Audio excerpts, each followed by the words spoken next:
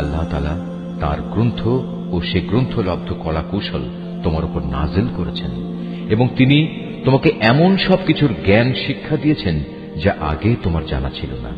তোমার উপর আল্লাহ তাআলার অনুগ্রহ ছিল অনেক বড়। এদের অধিকাংশ গোপন সলা পরামর্শের ভেতরেই কোনো কল্যাণ নিহিত নেই। তবে যদি কেউ এর দ্বারা কাউকে কোনো দান খয়রাত, সৎ কাজ ও অন্য মানুষের মাঝে শান্তি ও সম্প্রীতি স্থাপনের আদেশ দেয় তা ভিন্ন কথা। আর আল্লাহ তাআলার সন্তুষ্টি অর্জনের লক্ষ্যে যদি কেউ এসব কাজ করে তাহলে অতি শীঘ্রই আমি তাকে মহাপুরস্কার দেব।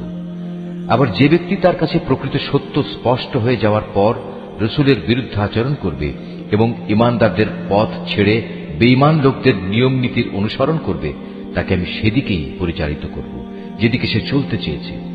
এর শাস্তি হিসেবে তাকে আমি জাহান্নামের আগুনে পুড়িয়ে দেব, আর তা কত নিকৃষ্ট আবাসস্থল। আল্লাহ তাআলা এ বিষয়টি ক্ষমা করবেন না যে তার সাথে কোন রকম শরীক করা হবে। এছাড়া অন্য সকল গুনাহ তিনি যাকে ইচ্ছা করেন তাকে ক্ষমা করে দিতে পারেন। তাই যে ব্যক্তি আল্লাহ তাআলার সাথে কাউকে শরীক করল সে মূলত চরমভাবে গোমরাহ হয়ে গেল। আল্লাহকে ছাড়া এর আর কাকে ডাকে? ডাকে নিকৃষ্ট দেবীকে কিংবা কোনো বিদ্রোহী শয়তানকে। তার উপর আল্লাহ তাআলা অভিশাপ বর্ষণ করেছেন, কারণ সে আল্লাহকে চ্যালেঞ্জ দিয়ে বলেছিল, আমি তোমার বান্দাদের এক অংশকে নিজের দলে শামিল করেই ছাড়ব। সে আরো বলেছিল, আমি অবশ্যই তোমার বান্দাদের গোমরাহ করে দেব, আমি অবশ্যই তাদের হৃদয়ে নানা প্রকারের মিথ্যা কামনা বাসনা জাগিয়ে তুলব এবং আমি তাদের নির্দেশ দেব যেন তারা কুসংস্কারে লিপ্ত হয়ে জন্তু জানোয়ারের কান ছিদ্র করে দেয়। আমি তাদের আরো নির্দেশ দেব যেন তারা আল্লাহ তাআলার সৃষ্টিকে বিকৃত করে দেয়। মূলত যে কোনো ব্যক্তি আল্লাহ তাআলার বদলে শয়তানকে নিজের পৃষ্ঠপোষক বানিয়ে নেবে সে এক সুস্পষ্ট ক্ষতি ও লোকসানের সম্মুখীন হবে। সে অভিশপ্ত শয়তান তাদের নানা প্রতিশ্রুতি দেয়, তাদের সামনে মিথ্যা বাসনার মায়াজাল সৃষ্টি করে, আর শয়তান যা প্রতিশ্রুতি দেয় তা হচ্ছে প্রতারণা মাত্র। এরাই হচ্ছে সেসব হতভাগ্য ব্যক্তি যাদের আবাসস্থল হচ্ছে জাহান্নাম, যার আযাব থেকে মুক্তির কোনো পন্থাই তারা খুঁজে পাবে না।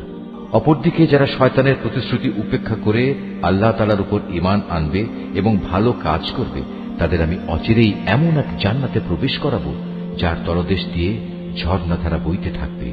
তারা সেখানে অনন্তকাল ধরে অবস্থান করবে। আল্লাহর ওয়াদা সত্য, আর আল্লাহর চাইতে বেশি সত্য কথা কে বলতে পারে? মানুষের ভালো মন্দ যেমনি তোমাদের খেয়াল খুশির সাথে জড়িত নয়, তেমনি তা আহলে কিতাবদের খেয়াল খুশির সাথেও সম্পৃক্ত নয়। আসল কথা হচ্ছে, যে ব্যক্তি কোনো গুনাহের কাজ করবে তাকে তার প্রতিফল ভোগ করতে হবে, আর এ পাপী ব্যক্তি সেদিন আল্লাহ তাআলা ছাড়া অন্য কাউকেই নিজেদের পৃষ্ঠপোষক ও সাহায্যকারী হিসেবে পাবে না। পক্ষান্তরে যে ব্যক্তি কোনো ভালো কাজ করবে, নর কিংবা নারী, সে যদি ঈমানদার অবস্থায় তা সম্পাদন করে তাহলে সে এবং তার মতো সব লোক অবশ্যই জান্নাতে প্রবেশ করবে। পুরস্কার দেওয়ার সময় তাদের উপর বিন্দু মাত্র অবিচার করা হবে না। তার চাইতে উত্তম জীবন বিধান আর কার হতে পারে যে আল্লাহ তাআলার নির্দেশের সামনে মাথা নত করে দেয়? মূলত সেই হচ্ছে নিষ্ঠাবান ব্যক্তি। তদুপরি সে নিষ্ঠার সাথে ইব্রাহিমের আদর্শ মেনে চলে, আর আল্লাহ তাআলা ইব্রাহিমকে স্বীয় বন্ধুরূপে গ্রহণ করেছেন। আসমান ও জমিনে যা কিছু আছে তার সবকিছুই আল্লাহ তাআলার জন্য, আর আল্লাহ তাআলা তাঁর ক্ষমতা দিয়ে সবকিছুই পরিবেষ্টন করে আছেন। হে নবী, তুমি যখন মুসলমানদের মাঝে অবস্থান করবে এবং যুদ্ধাবস্থায় যখন তুমি তাদের ইমামতির জন্য নামাজে দাঁড়াবে, তখন যেন তাদের একদল লোক তোমার সাথে নামাজে দাঁড়ায় এবং তারা যেন তাদের অস্ত্র সাথে নিয়ে সতর্ক থাকে। অতঃপর তারা যখন নামাজের সাজদা সম্পন্ন করে নেবে তখন তারা তোমাদের পেছনে থাকবে।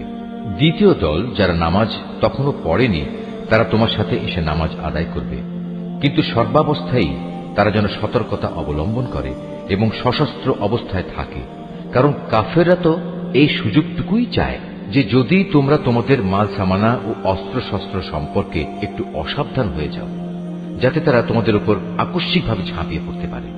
অবশ্য অতিরিক্ত বৃষ্টি বাদলের জন্য যদি তোমাদের কষ্ট হয় কিংবা শারীরিকভাবে তোমরা যদি অসুস্থ হও, তাহলে কিছুক্ষণের জন্য তোমরা অস্ত্র রেখে দিতে পারো, কিন্তু অস্ত্র রেখে দিলেও তোমরা কিন্তু নিজেদের সাবধানতা বজায় রাখবে। অবশ্যই আল্লাহ তাআলা কাফেরদের জন্য এক অপমানকর আযাব নির্দিষ্ট করে রেখেছেন।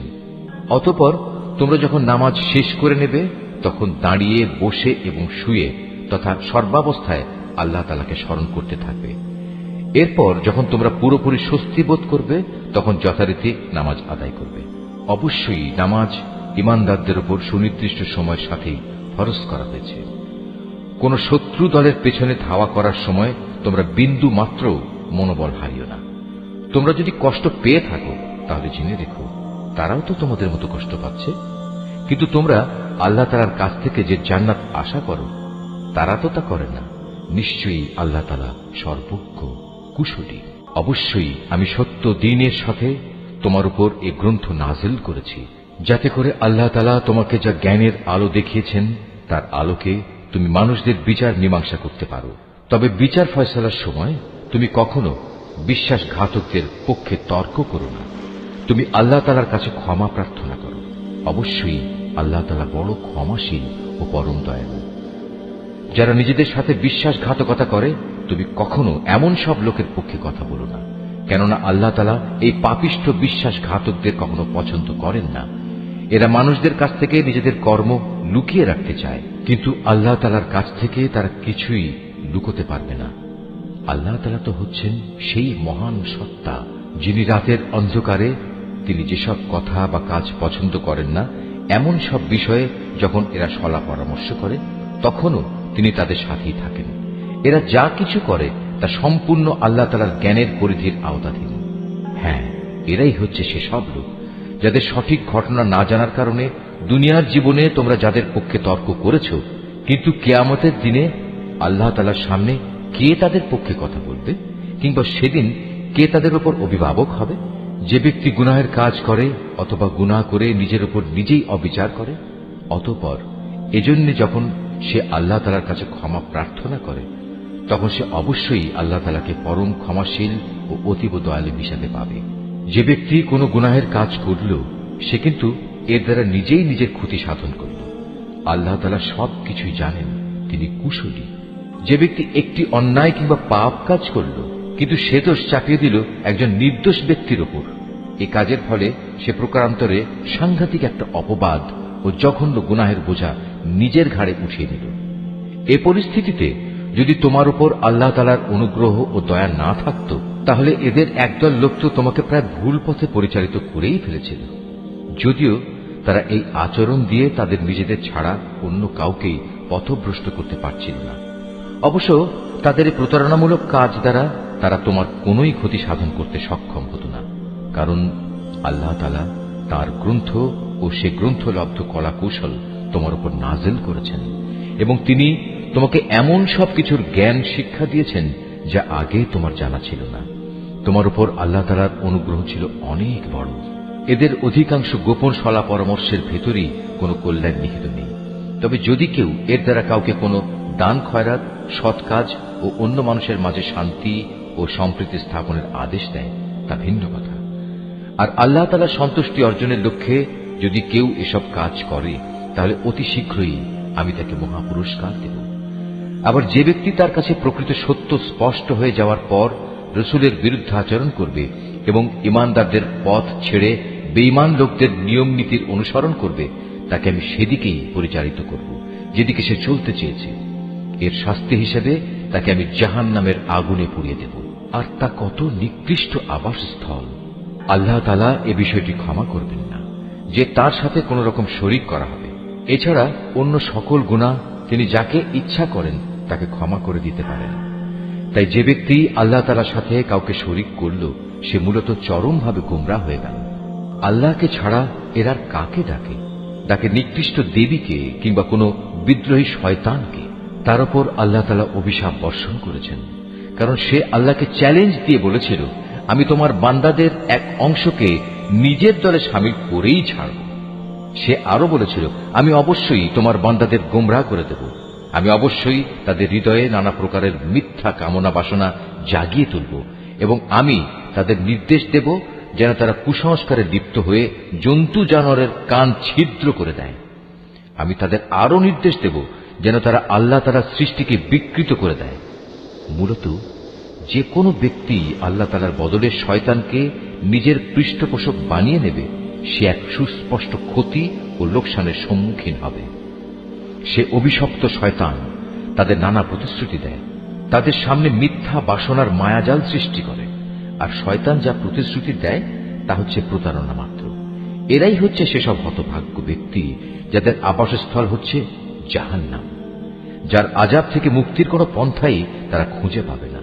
অপরদিকে যারা শয়তানের প্রতিশ্রুতি উপেক্ষা করে আল্লাহ তাআলার উপর ঈমান আনবে এবং ভালো কাজ করবে, তাদের আমি অচিরেই এমন এক জান্নাতে প্রবেশ করাবো যার তলদেশ দিয়ে ঝর্ণাধারা বইতে থাকবে। তারা সেখানে অনন্তকাল ধরে অবস্থান করবে। আল্লাহর ওয়াদা সত্য, আর আল্লাহর চাইতে বেশি সত্য কথা কে বলতে পারে? মানুষের ভালো মন্দ যেমনি তোমাদের খেয়াল খুশির সাথে জড়িত নয়, তেমনি তা আহলে কিতাবদের খেয়াল খুশির সাথেও সম্পৃক্ত নয়। আসল কথা হচ্ছে, যে ব্যক্তি কোনো গুনাহের কাজ করবে তাকে তার প্রতিফল ভোগ করতে হবে, আর এ পাপী ব্যক্তি সেদিন আল্লাহ তাআলা ছাড়া অন্য কাউকেই নিজেদের পৃষ্ঠপোষক ও সাহায্যকারী হিসেবে পাবে না। পক্ষান্তরে যে ব্যক্তি কোনো ভালো কাজ করবে, নর কিংবা নারী, সে যদি ঈমানদার অবস্থায় তা সম্পাদন করে, তাহলে সে এবং তার মতো সব লোক অবশ্যই জান্নাতে প্রবেশ করবে।